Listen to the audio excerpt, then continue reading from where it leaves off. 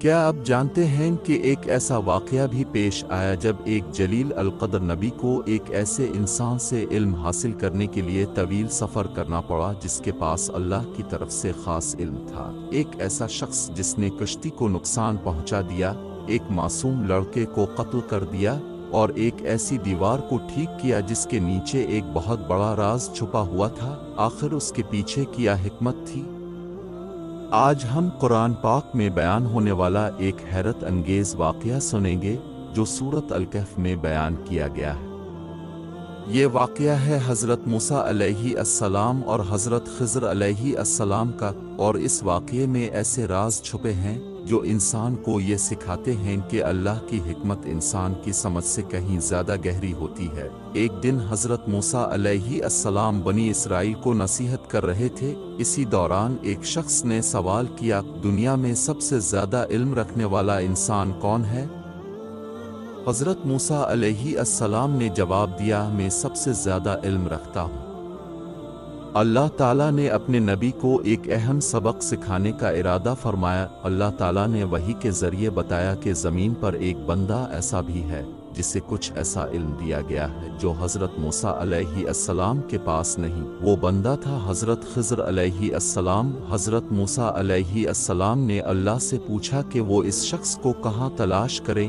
اللہ تعالیٰ نے فرمایا کہ جہاں دو سمندر ملتے ہیں وہاں آپ کو وہ بندہ ملے گا۔ حضرت موسیٰ علیہ السلام اپنے نوجوان ساتھی یوشع بن نون کے ساتھ سفر پر نکل پڑے۔ اللہ تعالیٰ نے ایک نشانی بھی بتائی تھی، ان کے ساتھ ایک مچھلی ہوگی اور جہاں وہ مچھلی زندہ ہو کر سمندر میں چلی جائے گی وہی مقام ہوگا۔ کافی دیر سفر کرنے کے بعد وہ ایک چٹان کے پاس آ کر آرام کرنے لگے۔ اسی دوران ایک عجیب واقعہ ہوا، وہ مردہ مچھلی اچانک زندہ ہو گئی اور پانی میں تیرتی ہوئی سمندر میں چلی گئی، لیکن حضرت موسیٰ علیہ السلام کے ساتھی یہ بات بتانا بھول گئے۔ جب وہ آگے سفر کرتے رہے تو حضرت موسیٰ علیہ السلام کو تھکن محسوس ہوئی۔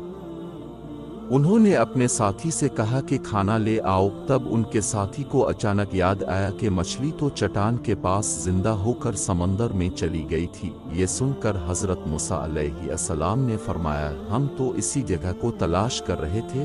وہ دونوں واپس اسی چٹان کے پاس پہنچ گئے۔ وہاں انہیں ایک نیک بندہ ملا جسے اللہ تعالیٰ نے خاص علم عطا فرمایا تھا۔ یہ تھے حضرت خضر علیہ السلام۔ حضرت موسیٰ علیہ السلام نے ان سے درخواست کی، کیا میں آپ کے ساتھ رہ سکتا ہوں تاکہ آپ مجھے وہ علم سکھائیں جو اللہ نے آپ کو عطا کیا ہے؟ کہ حضرت خضر علیہ السلام نے جواب دیا، آپ میرے ساتھ صبر نہیں کر سکیں گے، لیکن حضرت موسیٰ علیہ السلام نے وعدہ کیا کہ وہ صبر کریں گے۔ دونوں سفر کرتے ہوئے ایک کشتی میں سوار ہوئے جو غریب ملاحوں کی تھی، لیکن اچانک حضرت خضر علیہ السلام نے کشتی میں ایک سوراخ کر دیا۔ حضرت موسیٰ علیہ السلام حیران رہ گئے اور بولے، اپنے ان لوگوں کی کشتی کو نقصان پہنچا دیا جنہوں نے ہمیں بغیر کرائے کے سوار کیا تھا۔ حضرت خضر علیہ السلام نے فرمایا، کیا میں نے نہیں کہا تھا کہ اب صبر نہیں کر سکیں گے؟ حضرت موسیٰ علیہ السلام نے معذرت کی اور وعدہ کیا کہ آئندہ سوال نہیں کریں گے۔ پھر وہ دونوں آگے بڑھے۔ راستے میں انہیں ایک لڑکا ملا۔ حضرت خضر علیہ السلام نے اس لڑکے کو قتل کر دیا۔ یہ دیکھ کر حضرت موسیٰ علیہ السلام بہت پریشان ہوئے اور کہا، اپنے ایک بے گناہ جان کو کیوں قتل کیا؟ حضرت خضر علیہ السلام نے پھر فرمایا، میں نے پہلے ہی کہا تھا کہ اب صبر نہیں کر سکیں گے۔ حضرت موسیٰ علیہ السلام نے دوبارہ معافی مانگی۔ پھر وہ دونوں ایک بستی میں پہنچے۔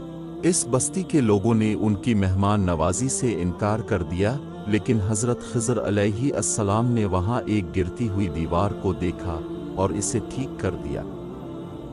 حضرت موسیٰ علیہ السلام نے کہا، اگر آپ چاہتے تو اس کام کا معاوضہ لے سکتے تھے۔